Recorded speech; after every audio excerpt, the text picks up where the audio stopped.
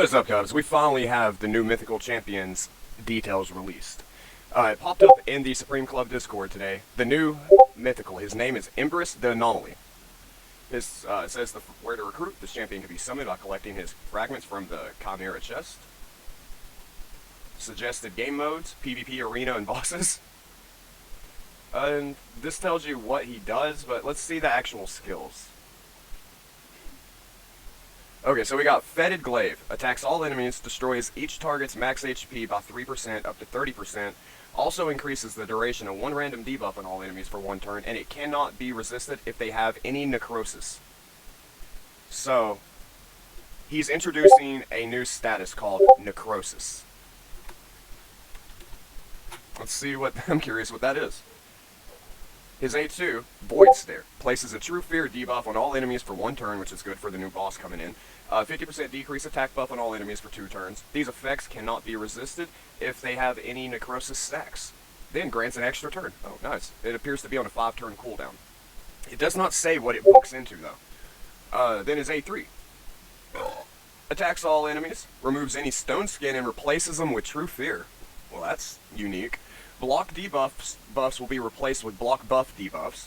Removes any buffs positively affecting stats and replaces them with their mirror debuff equivalent, such as increased attack being replaced with decreased attack.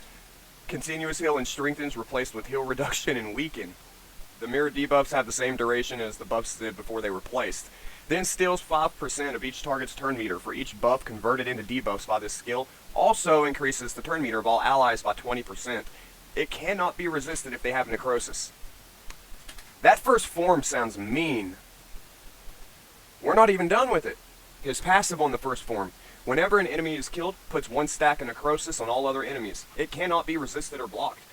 It can only be removed by reviving dead allies. So the only way you can get rid of it is if they die and you revive them. But when they die, it's going to put it on other people on your team. So I think once it goes out, there's no way to fully cleanse it off of your team entirely. This effect does not work against bosses or their minions. At the start and end of this champion's turn, instantly activates any necrosis on all enemies. So I'm assuming that means it deals some sort of damage. But also, only way to, like, you can't get rid of it, like, entirely. It's like a fucking cockroach. There's still going to be at least one of them left. And if there's only one left, it's going to fucking horde your whole party. That is crazy.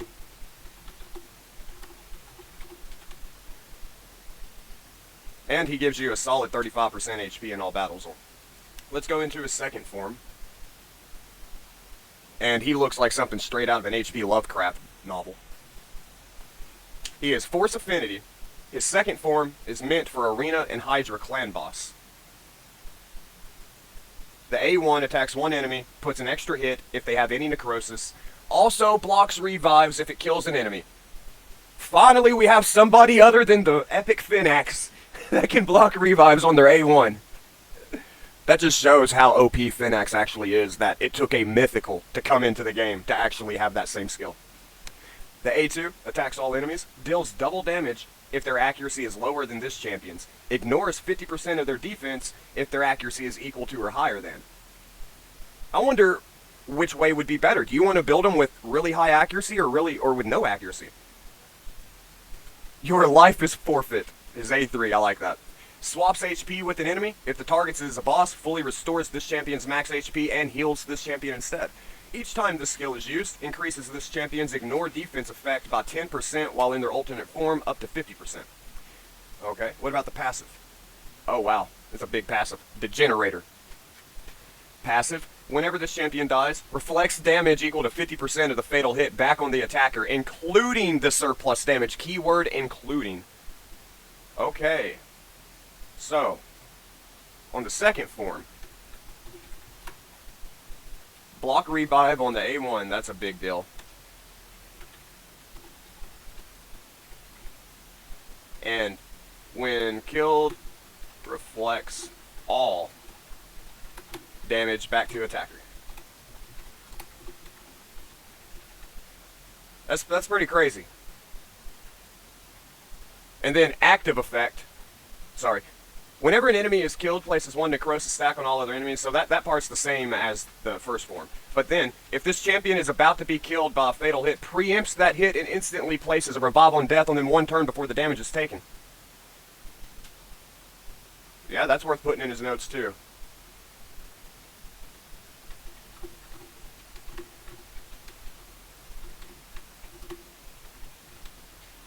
We got 67 blues, 6 purples. We're going to save that primal because a 2x on primal starts in like 3 days.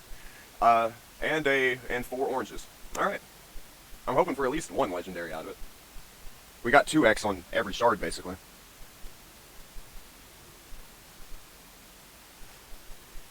We got Create into blue. He's useful even in the end game. He's got triple hitter, AoE freeze, turn meter fill on everyone. He's a great champion. Mausoleum Mage, Lady Arish, Lady Annabelle. We're getting all the ladies this time. Lady Annabelle is a great champion. She can basically solo ball, like just straight up solo it. It might take an hour or 2, but she'll get there. Mausoleum Mage, he's a good champion. He's a good buffer. He's got the crit rate, 60% increased defense, and a block debuff on everybody on a 3-turn cooldown. Just that skill alone. But also, he can do a full team cleanse with a pretty decent heal if you book it up on a 4-turn cooldown that has a turn meter fill as well. If there's it's conditional, you gotta have 2 or more debuffs removed. And he puts a big boy decreased speed out on the A1. Not bad. Lady Arish, nothing I wouldn't even build her. And Balthus Droglord, he's a fucking pain in the ass in Cursed City, but I can't make him work. Lich, I don't even want to speak on him. Still, we got us some points there, though. That's for sure. 4 epics on 1 10 pool. Neldor Rumblade. Now, here is a good epic. This is how you make a good damage dealing epic right here. Triple hitter, 40% chance to freeze on each hit. Great for Fire Knight, hard mode, and regular. Quadruple hitter. The first 2 hits, got a 75% chance to decrease attack. 3rd and 4th hit, 75% chance to decrease accuracy. Also, great for Fire Knight, great for Ice Golem, just great for Dragon, anywhere. And then finally, A3, AoE that hits twice. That has a 75% chance to put big boy decreased speed for 2 turns, heals this champion by 30% of the damage dealt. So he's got a little survivability built into his kit. Finally, whenever an ally places a freeze debuff, this champion has a 30% chance to attack the target with their default skill, which can freeze. So, you can pair him with somebody like Create into blue, and he's going to be kind of a 1 out of 3 chance of ally attacking. He puts out some damage. Cursed City, Faction Wars. Sinisha's a good one. She's a good one. She might get a little pushed back like Power Crept nowadays, but her A1 still hits. An AoE that puts an extra hit on enemies less than 50% HP after the first hit. She has a pretty good heal, equalize the HP of everybody, brought up, and then heals the target ally by, looks like about 40-50% of their max HP. That's a really good heal. And she can put somebody on cooldown. Only 1 person, but still, she can pick somebody and put their skills on cooldown and heals the target with the lowest HP about 25%. That's a pretty good skill on a 3-turn cooldown. Yeah, Sinisha, like, she's been a bit power crept, but she's still a good champion.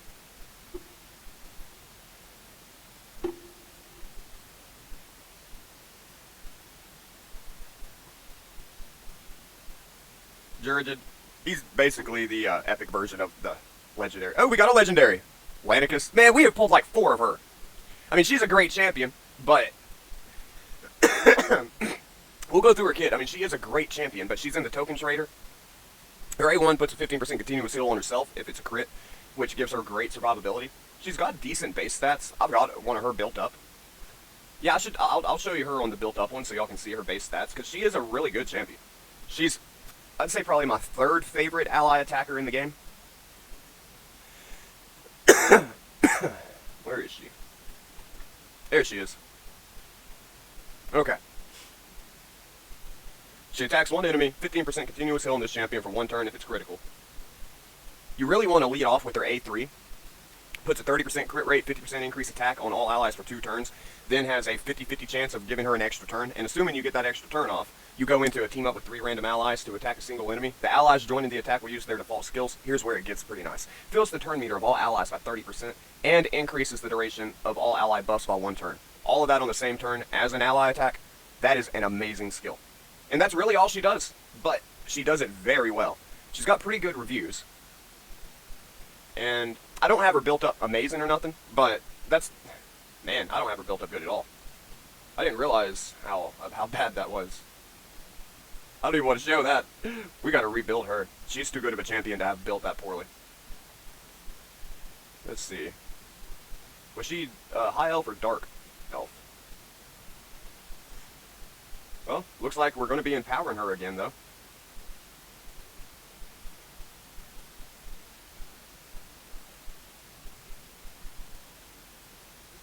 plus 10 points of speed just off of that. 10% HP, 10%, yeah. Them legendary empowerments are great. It's going good. I just now saw your message. How are you?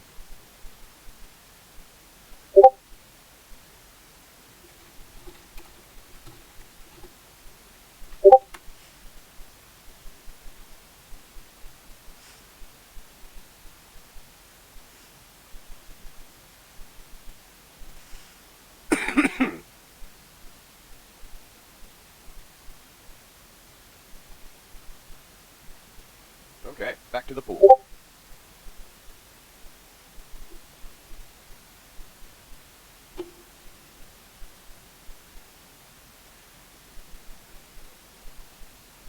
I see why they call him Grinner. Look at that mouth.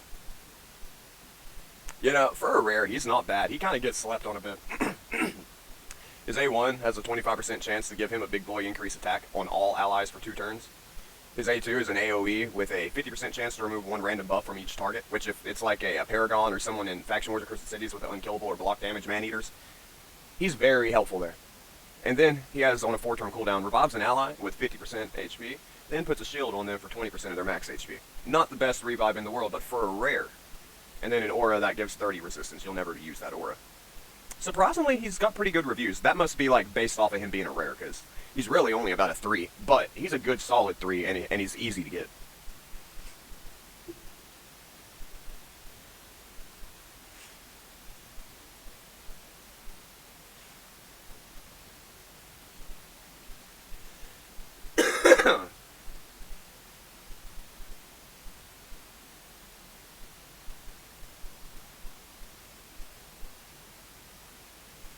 On to the 6 voids.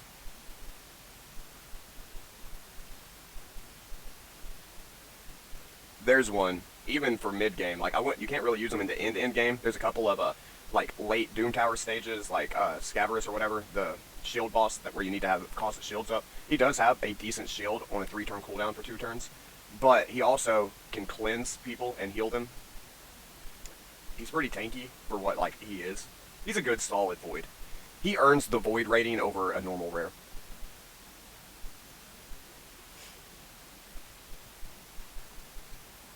There's maybe the best rare in the game.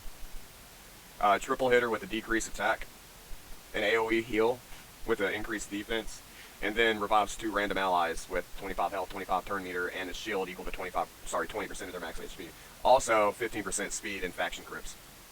It's a really good rare. 2 Draconuses.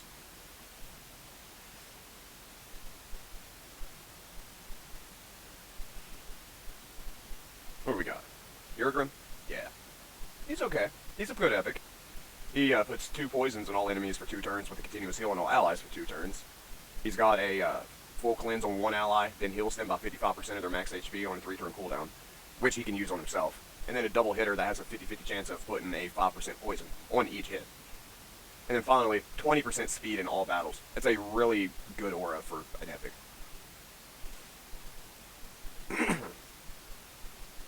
Oh, another legendary. What? Who's this? Lonather real? I don't know who this is.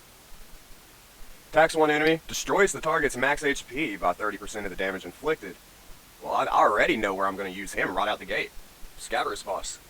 Then puts a shield buff equal to 20% of this champion's max HP for 2 turns on the ally below. So, I bet he could solo Scabrous. Like, just straight up solo him. Just on that A1, turn everything else off. I don't even know what else he does, just that A1 alone. And AoE, his A1 puts out a shield, oh wow. An AoE that puts a shield buff on all allies for 3 turns on a 3-turn cooldown. Yeah, this dude is, this guy might be the best guy in the game for Scabrous. If there's any dead allies, puts a shield buff on all allies for 3 turns equal to 30% instead of 20. And this buff cannot be removed, stolen, transferred, spread, or have its duration increased or decreased by enemies or allies. So it's just there.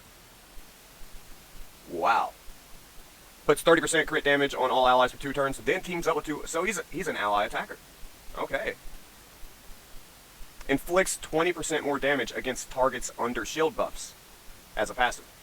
And then 35% more HP in Doom Towers, which is where Scabrous is. Yeah, this dude was meant for him. Like, straight up built for him. What's his damage come from? HP? almost 9,000 base HP, almost 500 base defense. Yeah, I'm a little excited for him. He's got low ratings, but he must have, like, used to been bad, then got a buff or something, because those base stats, even if his multipliers are just horrible, like in the ground dirt, that kit with those base stats, it might be a slow fight, but it'll be an easy guaranteed fight. Yeah, I'm happy with that. I'm happy with both of them legendaries. And last night I pulled Gink Alkabar, and I'm pretty happy with him too. Seneschal, he hits harder than you would think, and you can build him up with literally anything. Puts out a leech for 2 turns on his A1, continuous heal for 2 turns, with a perfect bell on a 2-turn cooldown. I always thought that was 3 turns for some reason, but no, it's 2. Puts counter attack on the champion for 2 turns, and a 100% when booked of provoking everyone. Yeah, that's actually a pretty good, simple, but that's a good kit. Another legendary! We got Brachus! I've been wanting this dude. I tried to pull for him during Halloween and I couldn't get him. 8,000 base HP, 557 base attack, 101 base speed, and that's at 50. We take him to 60 and it's probably higher. This dude's got a pretty cool kit. And he's one of the coolest looking champions, like outside of the Sylvan Watcher faction. Them purple eyes. Like, he was already a pretty cool werewolf, but those purple eyes, man. Alright, well, I'll save the crazy part for last. Attacks one enemy, heals this champion by 15% of the damage inflicted. Place a 50% increased attack on all allies for 3 turns, then attacks one enemy 3 times. Each hit has a 75% chance of placing a True Fear debuff, and that new clan boss coming out, you need True Fear, has a 50% chance of putting a regular fear on 2 random enemies for 1 turn if the True Fear does get placed. And it's actually 75% when booked. And that skill hits pretty hard. His passive, damage increases by 40% when this champion's HP drops below 40%. Revives this champion with 20% HP when killed. Immediately grants an extra turn. And that's not the crazy part. His A2 attacks one enemy 6 times. I believe that's the most hitting skill in the game, like amount of times hit. This dude, if you build him fast, can solo 1 through 25 Fire Knight, like just, or maybe not solo it, but you ain't got to worry about breaking his shield. That's for sure. Like, you bring him in with like a reviver and a nuker, and that's it. But the first hit, 100% chance of putting a big boy weak in for 3 turns. 3 turns. And that's another cool part about his kit. Everything is in 3 turns. Heals this champion by 25% of the damage inflicted. Heals this champion by 50% of the damage inflicted if the target is under a fear or true fear.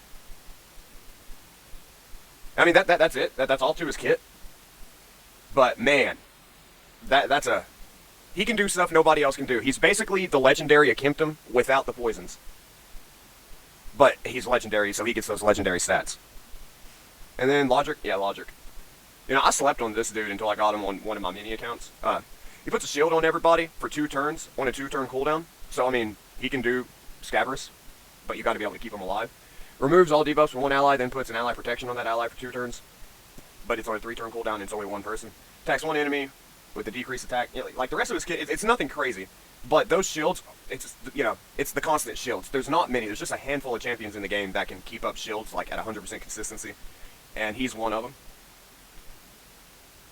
Looks like we almost maxed out the champion chase, which I don't really need that other mythical book up there. I would like to have that other legendary, but I don't feel like pulling literally 1,200 mystery shards to get it.